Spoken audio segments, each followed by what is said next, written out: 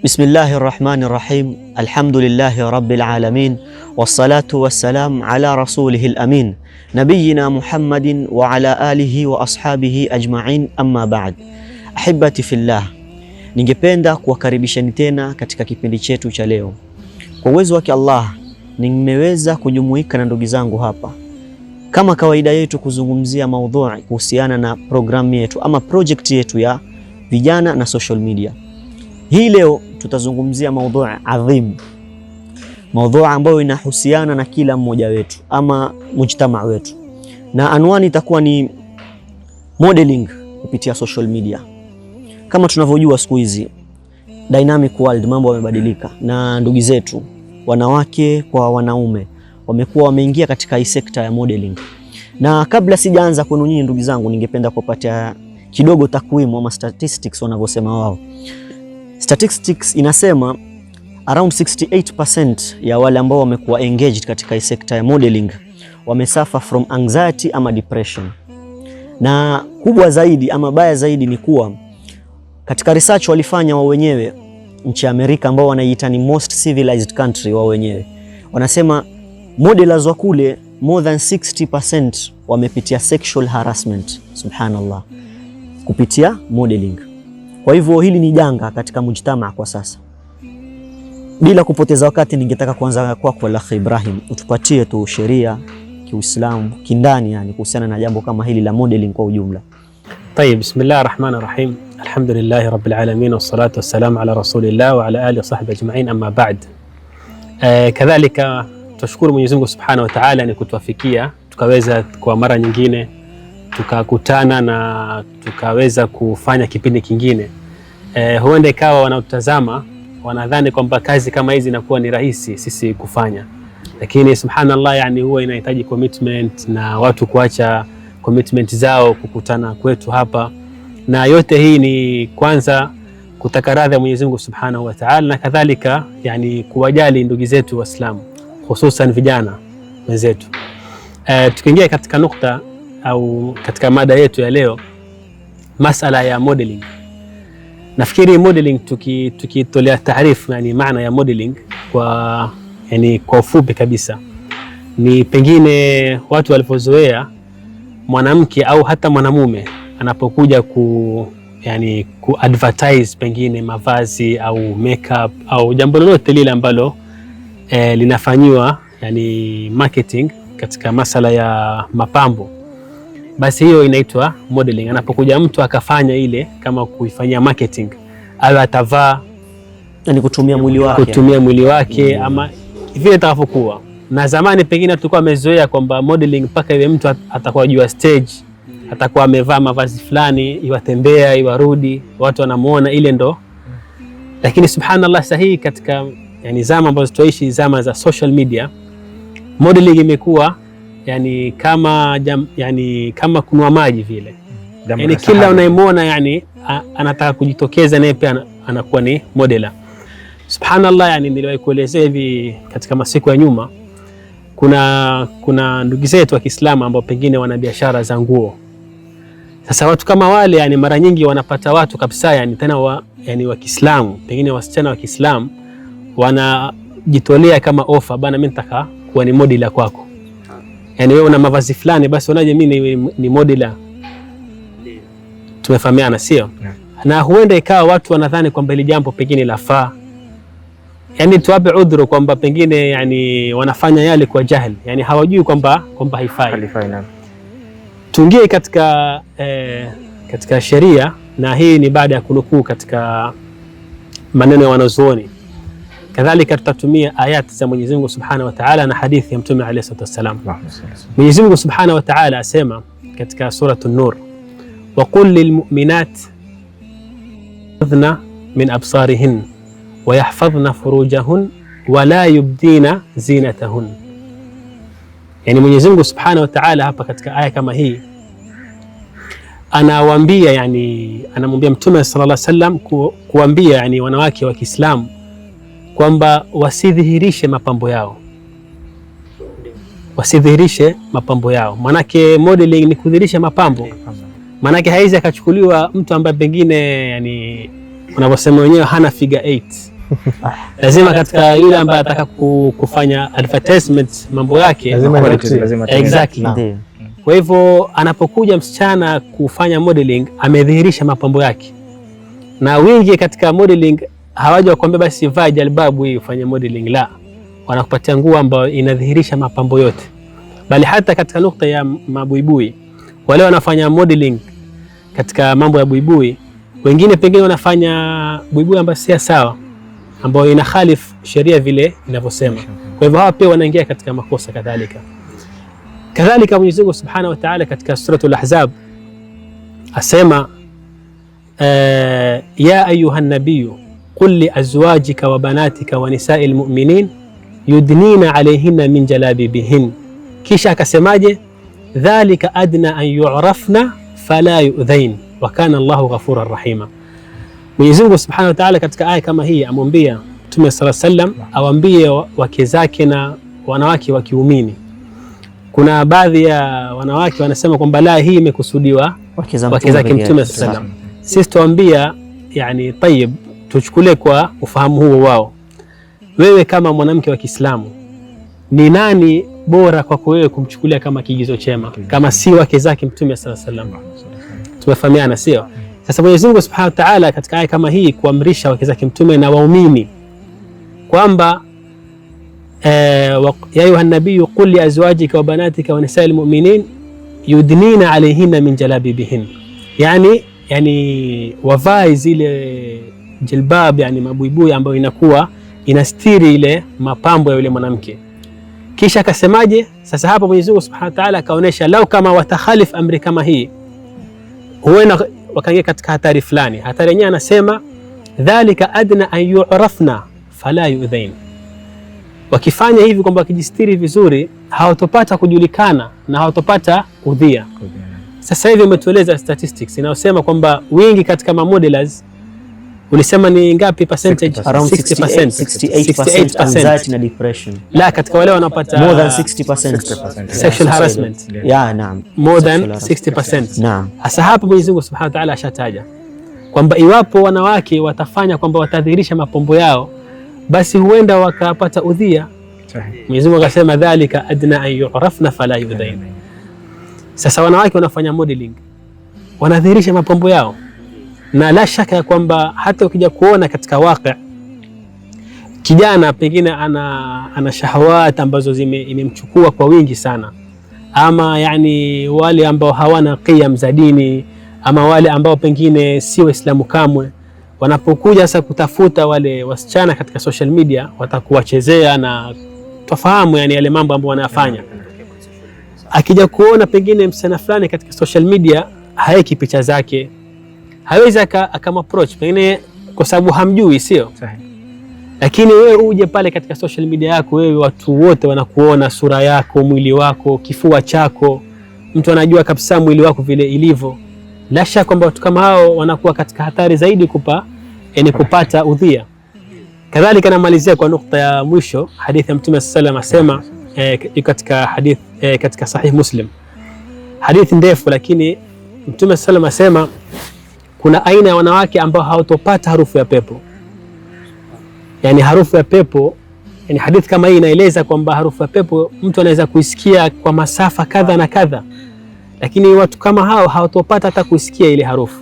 Akasema yani miongoni mwa yani wanawake kama hao ni wale ambao kasiyat ariyat. Kasiyat ariyat ni wale ambao unaona wamevaa lakini hawakuvaa, yani wako uchi lakini wamevaa. Nadhani itakuwa eleweka lugha kama hii, maana kuna nguo siku hizi yani mpaka ina majina, yani nasikia kuna mpaka buibui inaitwa please call me, sijui sio hiyo, nimesikia sijui mimi sijaiona lakini nimesikia, huenda ikawa nimeiona lakini sijasikia, yani I mean sijajua ni ipi. Tayeb, sasa mabuibui ya siku hizi, hebu tuangalie ni aina ngapi za buibui yaingia katika hadithi kama hii, kwamba ni buibui umevaa lakini kumbe uko uchi. Kwa nini? Kwa sababu umedhihirisha ile mwili wako vile ilivyo. Kama ulama wanavyosema kwamba siku hizi mabuibui wanawake wanazozivaa inahitaji buibui juu yake ili apate kujistiri vizuri. Nafikiri kwa kifupi kabisa itakuwa ni ni hivyo, ni masala ya kwa upande wa Uislamu. Naam, hiyo hadithi umetuelezea lakh, inatupatia mukhtasari, yani kwa wale ambao watakuwa wamevaa lakini hawajavaa. Je, wale ambao hawavai kabisa? Subhanallah, subhanallah. Naam, kija kwako Sultan. Naam, Ibrahim ameelezea. Nafikiri Ibrahim, ukiangalia yani yote hii modeling imeanza wapi? Yani si katika mila ya Uislamu, ni mila ambayo ni ya Mayahudi na Manasara, na Allah subhanahu wa ta'ala alituonya katika Qur'an, akatuambia walan tardha anka alyahud wala nasara hatta tattabi'a millatahum. Asante. Kwamba sisi hawa Mayahudi na Manasara hawaturidhia kuwa na wao, yani kutupenda mpaka tufuate mila zao. Na hii ukiangalia modeling, wallahi subhanallah, haiko katika mila ya Uislamu kabisa tena. Kwamba ukiangalia yani katika tarehe ya nyuma hakuna mambo haya kabisa. Ni mambo ambayo imeletwa na Mayahudi na Manasara. Kwa nini wameleta mambo kama haya? Kutupoteza sisi Uislamu. Na ukiangalia yani subhanallah, kama ulivyosema Ibrahim, ni kwamba yani wanawake wanajitokeza yani kujionyesha mapambo yao. Kuna wengine labda hata wameolewa na wamezaa wanaridhia. Na hii ni katika udayuth pia. Nafikiri katika kuna hadith pia inataja mambo ya udayuth, kwamba yule mume ambaye ana mke na huyo mke ambaye anafanya mambo haya kujionyesha yani upambo wake katika social media, na yeye amenyamaza, yani ni majukumu ya mume kumonya mke wake na kumwelezea. Naam, sah. Na alakh Sultan kidogo, alakh Faruk Sultan amezungumza kuhusu hii ya kufuata mienendo ya Mayahudi na Manasara. Subhanallah, hili jambo limekithiri. Umetaja kuhusu makeup artist pia wanaingilia mambo ya modeling, sio? Subhanallah, kitambo hawa watu walikuwa wanafanya vlogs, wanajiita makeup artist, ilikuwa ni wa magharibi sana. But subhanallah, sahihi ninavyoelezea ndugu zangu, kuna watu ndani ya mujtamaa wetu wa Islamu, nchi za Kiislamu, wanafanya hili jambo kama si lolote. Wanajiita makeup artist, hajui kuwa yeye anajionesha mbele za watu wote na watu wanapigania views. Jamaa anakuambia please subscribe to support me, kitu kama hicho. Nafikiri kabla hujampisha Alakh Faruk, ni muhimu kabla ya kuifunga hii mada au hii point, tutaje kwamba ikiwa mtu anafanya business, mfano pengine mtu anakija kusikia sasa basi sisi kama tukataza mpaka na business pia usifanye, la tupate solution yani. Naam, yani pia kwamba sisi tunachokusudia ni kwamba ile business unaifanya iwe ni makeup, iwe ni mavazi, ushafahamu. Maana kuna aina mavazi wanawake wanaruhusiwa kuivaa wakiwa manyumbani, na sheria yani inasema kwamba haina ubaya kwamba ikiwa yule atakayemuuzia ataitumia nyumbani na hivi bila kudhihirisha nje. Kwa hivyo haina ubaya kwamba mtu akiwa yuko katika business fulani, lakini makosa inakuja pale unapofanya pengine marketing, ama ukaita wanawake wewe wakufanyia marketing wakajidhihirisha, ambapo iko njia ambayo ni sawa. Mfano wale wana advertise nguo, wanaweza kutumia wale madoli wale ambao hawana kichwa, wakawatumia wale ku advertise ile nguo.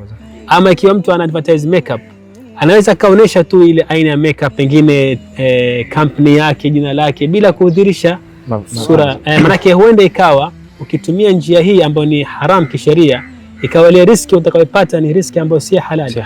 Ndio kabisa.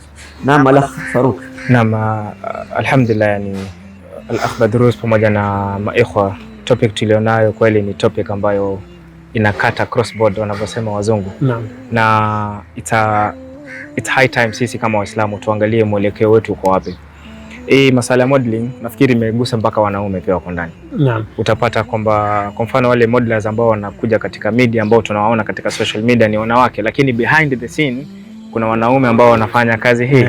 Manake for a modeler to be afike marhala fulani, kuna mtu anaitwa kama manager wake ama producer wake ambaye anampangia atakuwa hivi na hivi na hivi, so anamguide yani kwa katika hiyo process yake ya kufikia hiyo achievement, because it's an achievement vile wanavyosema wao.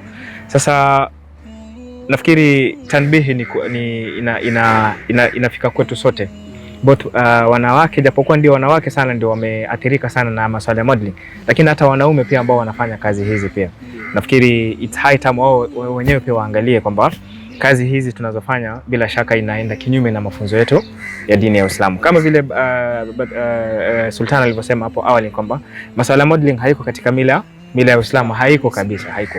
Ni mambo ambayo yamekuja katika centuries zilizopita na yanakuja na tujui pengine labda zitazidi kuwa na athari kiasi gani. Nukta ya pili ningetaja katika aya uliyotaja Ibrahim, nafikiri ni suratul Ahzab, kuhusiana na wale wanawake wanasema kwamba aya imewataja wake za mtume peke yake. Nafikiri aya pengine hawakuiangalia vizuri.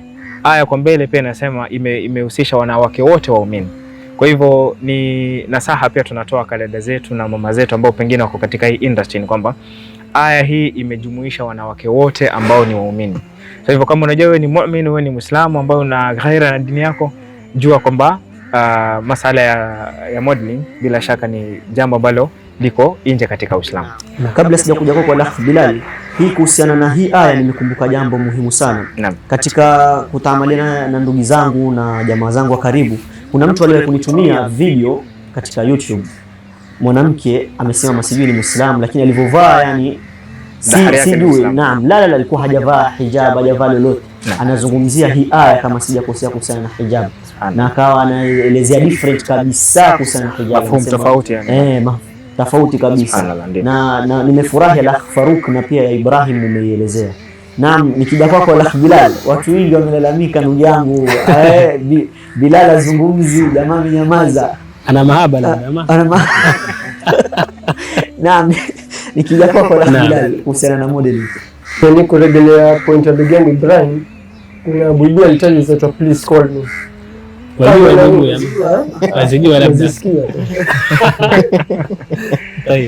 Mwanzo buibui ilikuwa ni vazi la stara, yani mwanamke kuvaa buibui alikuwa ni kujistiri, lakini sasa hii utaona kila design ya buibui, kando na zile za kubana. Sasa kuna zimechora design, kuna zile rangi tofauti tofauti, yani so yani ile semaje, malengo ya buibui imebadilika kabisa.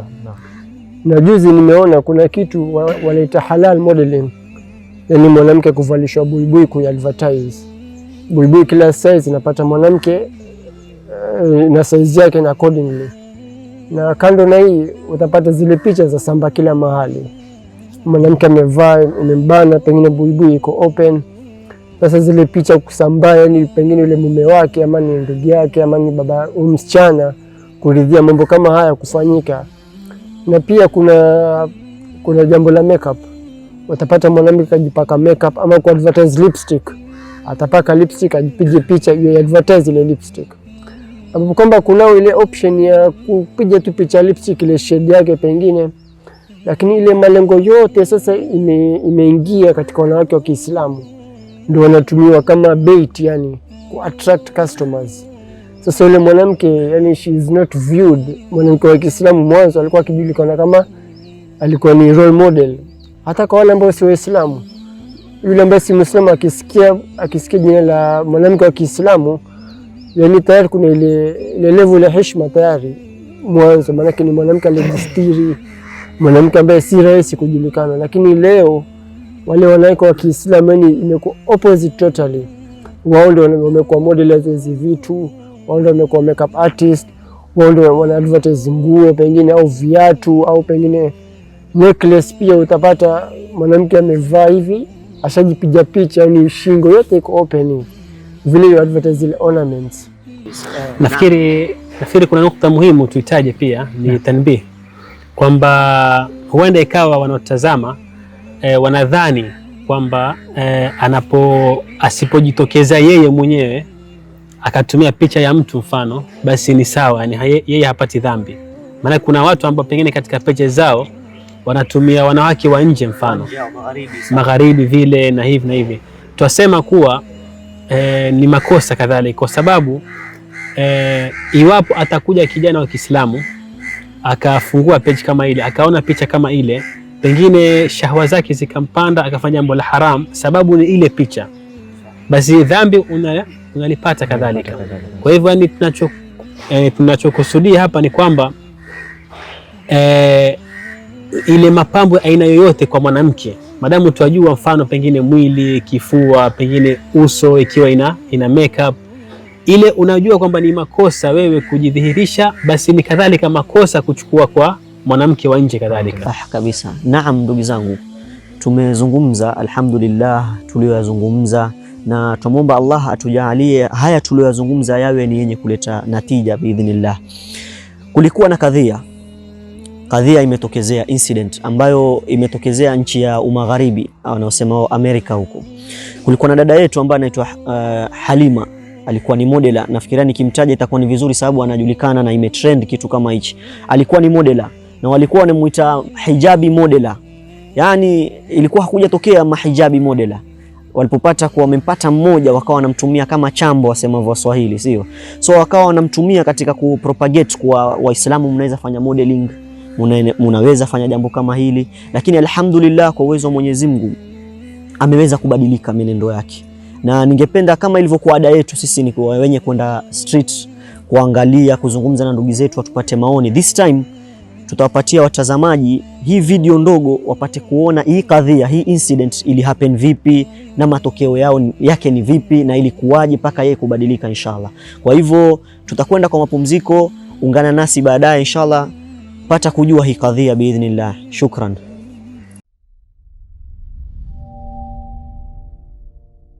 When a Muslim sister who reached the heights of the fashion world takes to social media to tell us how things went wrong, we ought to start listening.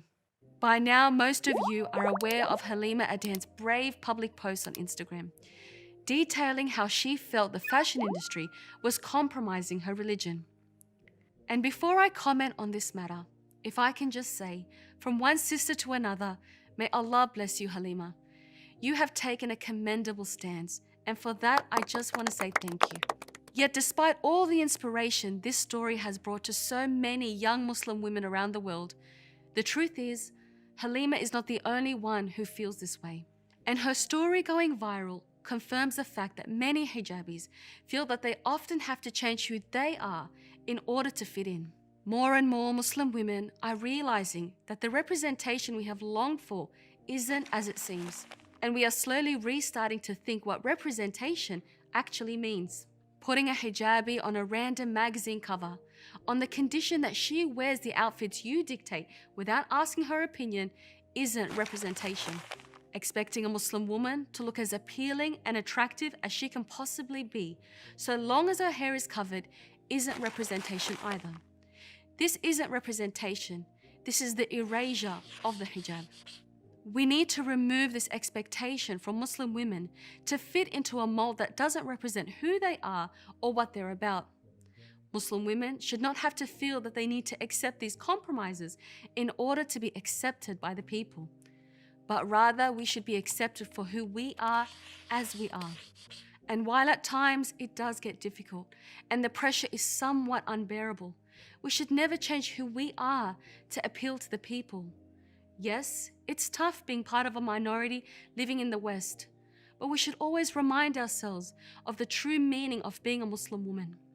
The Prophet ﷺ taught us to put the pleasure of Allah well before the pleasure of the people if we truly want to be successful. If we seek to please Allah, even if that means that some people will be displeased with us, Allah will suffice us. Halima said, "I can only blame myself for caring more about opportunity than what was actually at stake." And there is a great lesson to learn here, that no matter how big the opportunity may seem, or how hard it might feel to turn something down, it is always worth pressing pause and assessing whether what we are doing is at odds with our Muslim identity. After all, our faith is the source of our honor, and our connection with Allah is the source of our happiness. And of course, we have to make mention of Halima's mother and her role in Halima's story. Halima's mother is a true representation of a good Muslim parent who, despite all the fame, success, and monetary benefits her daughter might have had, was still able to stand for her beliefs and open her daughter's eyes to the truth. This serves as a great reminder for all Muslim parents about the importance of Islamic-founded parenting. We all have a God-instructed role to protect our children and families, and we shouldn't take this role lightly. May Allah bless Halima's mother for giving us a powerful example of parenting done right. Just like Halima, we are all faced with choices, and our journey is a long one. We will all be at different stages at different times, but what matters is that we constantly seek to improve. It is normal to go through ups and downs, but if we surround ourselves with the right people, they will ensure to lift us up through the lows, and we will help each other to obtain Allah's pleasure. May Allah make it easy for us all to stay on the right path. Ahibati fillah, karibuni tena katika kipindi chetu cha pili katika maudhui yetu ya leo. Umepata kuona hii kadhia ambayo imehappen karibuni, na alhamdulillah ningetaka ndugu zangu pia waweze kucomment kuhusiana na kadhia. Ningependa kuanza na Al-Akh Farouk, utuelezee yani kuhusiana na hii kadhia iliyo happen hivi recently kuhusiana na ndugu yetu huyu. Alhamdulillah, yani bila shaka yani kadhia iliyo happen kuhusiana na dada yetu Halima. Kwanza kabisa Halima, kwa wale pengine hawakuwa namjua, labda alikuwa ni msichana, ni refugee kutoka Somali, akaja huku Kenya na akapata safari za kwenda Marekani, na huko ndiko mambo yakafanya nini, yakabadilika kama vile wanavyosema civilized world na nini. Lakini alhamdulillah, kama alivyotaja Al-Akh Badrus, ni kwamba yale yaliyotokea nafikiri ni ibra kwa wale ambao pengine walikuwa wanamfollow. That is number one. I believe kuna wale ambao walikuwa ni kama role model kwa wao, lakini sasa yeye kuchukua turning point yake na kuja ku realize kwamba akona a very good purpose ya kuishi, ama the main purpose ya kuishi katika ulimwengu huu mbali na masuala ya kufanya modeling, nafikiri ni impact kubwa sana. Kwa hivyo risala kwake yeye, nafikiri kwa wale ambao wanafanya kazi ya modeling, ama katika dada zetu ama mama zetu ambao wanashughulika sana na masuala ya modeling, huyu Halima kuja kuwa na turning point katika maisha yake binafsi na kurealize kwamba akona main purpose ya kuishi zaidi ya kufanya modeling, ni turning point kubwa. Hiyo ni jambo la kwanza. Na jambo la pili ni kwamba kuna upcoming artist ama modelers ambao ndio wanakulia sasa hizi, wakiona hizi zina trend na nini. Sasa wao pia wapate kujua kwamba at the end of the day, sisi kama Waislamu ni yapi ambayo yanatupasa sisi kushikamana nayo. Na kama ni masuala ya modeling, bila shaka tunajua kwamba hayatufikishi mahali vovote tukavyokuwa, maisha tukavyopata na nini, lakini at the end of the day, je, yale ambayo tunayafanya yanaambatana na mafundisho ya Uislamu? Kabisa. Kuongezea kwa aliyosema Al-Akh Farouk, ndugu zangu, tupasa kujua kuwa siku zote ukiwa mbali na ukumbusho wa Allah, maisha yako hayatakuwa na furaha. Sio kama inavyokuja kwenye aya, wa man a'rada an dhikri fa inna lahu ma'ishatan dhanka. Naam, ndugu zangu, ukiona hii clip vizuri mtaona ndugu yetu alikuwa kila anapofanya modeling, kila akiingia kwa extent, nao pia umbali wake yeye na imani yake na Mwenyezi Mungu pia ilikuwa anakwenda mbali. Na jambo la pili ni wakati wa faragha. Angalia dada yetu ilipofika wakati wa corona, alikuwa na time nyingi sana, na hapo ndio alipokuwa na engage na wazazi wake. Yani subhanallah, alikuwa na engage katika hii kazi ya modeling mpaka mzazi wake time, na mzazi wake alikuwa hana dini yake, hana kusali, kufunga, Ramadhani inakwenda hivi. Yani subhanallah, kila unapoishi na katika kufanya jambo ambalo halistahiki mbele ya Mwenyezi Mungu, basi na wewe pia unakuwa huna furaha. Ndio kama inavyosema ile statistic, karibu 68% watu wana suffer from anxiety na depression. Kisha yani tukiangalia ikhwa, yani katika unajua mara nyingi ni muhimu turegeshe katika upande wa sisi yani Waislamu tunavyoitakidi kwamba kuna maisha baada ya sisi kufa, kuna maisha ya barzakh, kuna siku ya kiyama, kuna hisabu. Hao wanafanya kazi ya modeling, yani mimi natoa ni kama yani wallahi kama kuwahusia na kuwaonea huruma kadhalika, kwa sababu siku hizi modeling ukifanya pengine si kama zamani inakuwa katika magazines peke yake ama katika newspapers labda, yani mpaka mtu aende atafute kile kitabu. Siku hizi yani katika mitandao na inasambaa yani subhanallah kwa kasi. Yani ni wangapi ambao pengine walifanyiwa kazi ya modeling, pengine sahihi yani wao hawataki tena, labda baada ya kurealize kwamba ni makosa na nini, lakini ikawa imebakia watu wanasambaza. Bali juzi tu subhanallah nilikuja kuona post ambayo ni recent, jambo limetokea very recent. Na niliposhare ile kisa, mmoja akanitumia DM akaniambia kwamba yamjua kabisa huyo msichana, kwamba alikufa katika accident, na katika TikTok yake ikawa kuna picha yani mambo machafu yani, nafikiri kwa ni picha na videos. Yani wale watu baada ya kuona kwamba alikufa na ameacha mambo mabaya katika social media yake katika TikTok, wakataka kuenda kuitafuta ile account waifunge. Kwa nini sasa waifunge? Kwa sababu ile ambao alikuwa kifanya pale si sawa. Na pengine watu wale subhanallah, wakati alipokuwa yafanya kiwa hai hawamkatazi, wanampromote, wanamencourage. Kwa nini yani tuishi katika zama ambapo pengine tukiona makosa tuona uzuri sisi kwenda kulikataza?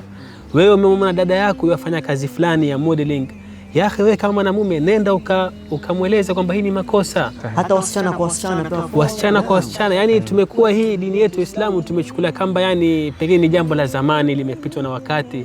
Mtu waona haya kwenda kumfuata Muislamu mwenzake kumwambia hili ni kosa.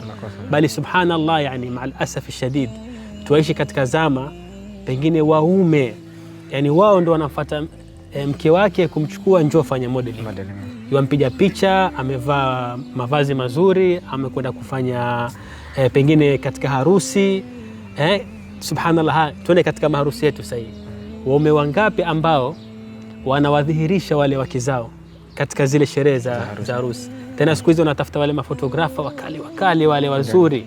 Kisha wanamwambia kabisa, na kwenye page yako bana ipost, haina shida, haina makosa yote kabisa. Kwa hivyo wanachangia pia katika lile kosa. Na huenda wakaingia katika kategori ya wale yani watakaokosa pepo Mwenyezi Mungu Subhanahu wa Ta'ala, wanaojulikana kama the youth. Kama alivyosema Mtume sallam, hatuseme kwamba moja kwa moja wao ni the youth, la, lakini tuseme yani wana zile chembe za youth. Kwa hivyo yani ikhwa, yani wanafanya kazi kama hizi, wale ambao wakija kuona ndugu zao, marafiki zao wanafanya mambo kama haya, yani tuweni na ghera na dini yetu, na mpendele kheri yule, nenda kamwambia hili jambo si sawa. Naam, Al-Akh Sultan naona amenishikia kidole. Naam, naonelea yani kwamba hii social media yani imefanya mpaka yani madada zetu na ndugu zetu Waislamu ni kwamba ina propagate sana yani watu kutafuta yani kuwa famous. Yani ukiona yani mtu aweza jipost picha moja ikaenda viral, ashakuwa celebrity. Sasa hii ndio inakuja kwamba yule msichana labda hata hajaanza mambo modeling, anakuja kuona yani katika social media yani kwamba mtu akifanya mambo modeling, hiyo makeup, hijab tutorial, kuna mpaka hijab tutorial. Yani anaonesha namna kufunga hijab, na yeye tayari yani anajipamba. Na pengine kabla kufanya hiyo tutorial anaonesha nyele mwanzo, kisha anaonesha vaa hivi yani kidogo hijab tutorial. Yani wasichana wanaonesha wasichana wenzao namna kufunga hijab. Yani toka mdogo kwana tulikuwa yani siku hizi kuna wale watu katika YouTube. Unajua katika YouTube siku hizi watafuta views. Sasa kuna wale watu ambao pengine wakufundisha kuvaa hivi, kama juzi ulipost picha uvaa kilemba. Sija post. Naam, kuendelea na point yangu ni kwamba yani ukiangalia yani ummahatul mu'minin yani kama tuseme Aisha radhiallahu anha, yani mpaka sasa yani tunamtaja vizuri, yani ni mke wa Mtume Muhammad sallallahu alaihi wasallam, na yeye alichukua hadithi nyingi sana, zaidi ya 100 alipokea hadithi yani Aisha radhiallahu anha. Na ukiangalia sasa sisi tumjua Aisha iko vipi, tushawahi kumuona Aisha, lakini tunamtaja vizuri. Iweje sisi yani madada zetu na ndugu zetu tunataka kujionesha kuwa famous, yani ndio uone kwamba wewe ndio umeendelea kimaisha, lakini tabia peke yake subhanallah imeishi zaidi ya miaka 1000. Yani tuangalie tabia zetu. Mtume Muhammad sallallahu alaihi wasallam asema yani mwenye kupata pepo ya juu zaidi yani al-firdaus al-a'la ni yule ambaye mwenye yani akhlaq nzuri. Yani sisi katika hizi social media zetu tujaribu yani tabia zetu za Uislamu, yani tuoneshe tabia yani ambayo Allah subhanahu wa ta'ala anaridhia, na Mtume Muhammad sallallahu alaihi wasallam alituonesha yani tabia nzuri, yani kuongea vizuri na ndugu zetu, kuwapa nasaha. Hata pia kuna wengine wanatoa nasaha vibaya, yani wanamtaja mtu fulani anafanya hivi makosa yani kwenye social media kumtangaza mwenzako.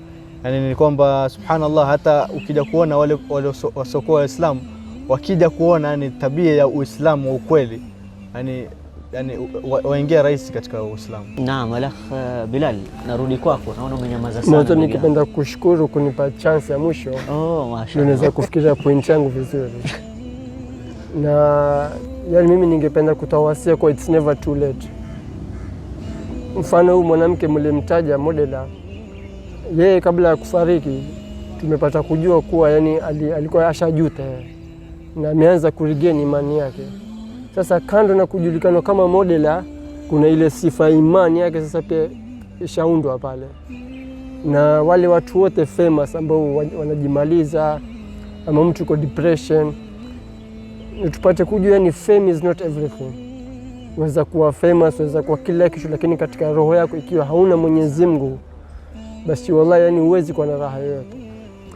Ile ni mtego wa shetani, yani kuwa watu watakupenda, watakusupport, lakini in the end ukijifungia chumbani usiku utajikuta uko peke yako kabisa, utalia, ni hakuna mtu pale wa kupumbaza.